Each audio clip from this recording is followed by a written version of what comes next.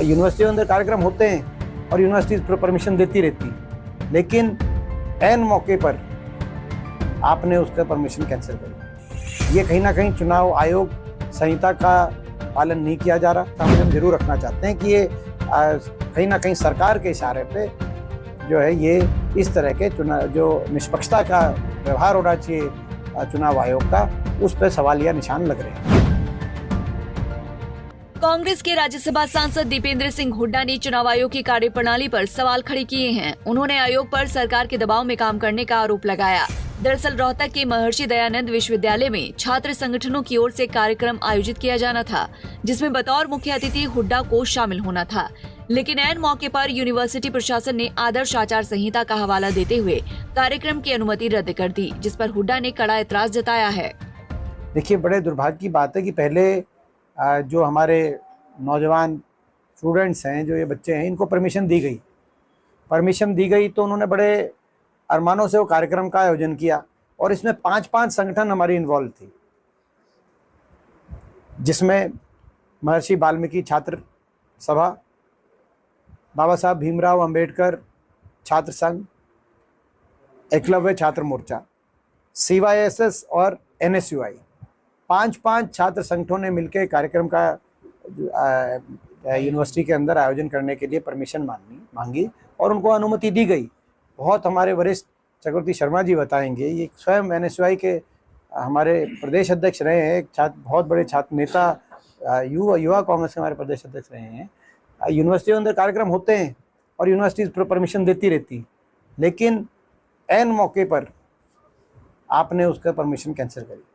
ये कहीं ना कहीं चुनाव आयोग संहिता का पालन नहीं किया जा रहा।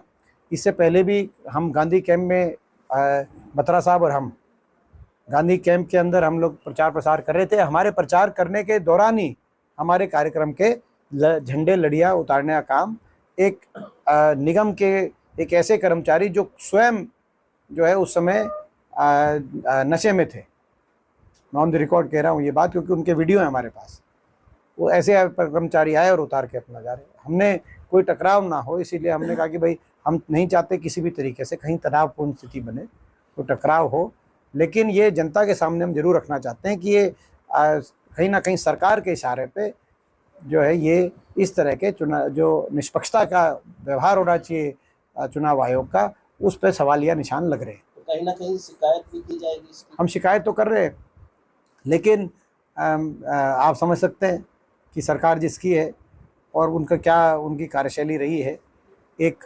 लोकतांत्रिक व्यवस्था में कितना विश्वास है इन लोगों का। इन्होंने लगातार इस तरह की कार्यशैली का परिचय दिया है कि शाम दाम दंड भेद करके, सीधी उंगली नहीं तो टेढ़ी उंगली से कैसे भी करके सत्ता पे काबिज होने के लिए कुछ भी करने में ये लोग पीछे नहीं हटते। ये अच्छा नहीं है, हमारे देश के लोकतंत्र के लिए अच्छा नहीं है, मगर जहाँ जहाँ ये बातें आएंगी हम आप लोग के संज्ञान में भी लाते रहेंगे। वहीं बीजेपी के संकल्प पत्र पर निशाना साधते हुए दीपेंद्र सिंह हुड्डा ने कहा कि बीजेपी ने पूर्व में जो वादे किए उन्हें पूरा नहीं किया। उनकी कथनी और करनी में इतना अंतर हो गया है कि जनता अब उनके घोषणा पत्र को सीरियसली नहीं लेती। भाजपा के घोषणा पत्र का कोई मायने नहीं रह गया, क्योंकि जो उनका 2014 से पहले घोषणा पत्र था, लोग उसी को लेके घूम रहे हैं कि वो कब पूरा होगा।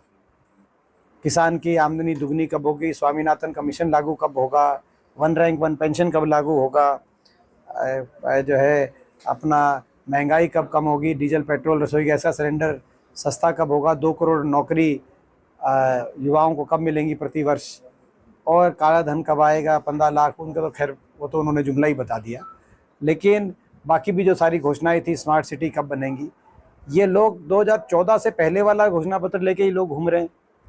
भाजपा में तो कथनी और करनी में इतना अंतर हो गया है कि उनके घोषणा पत्र का कोई मायने नहीं रह गया, कोई सीरियसली उसको लेता नहीं।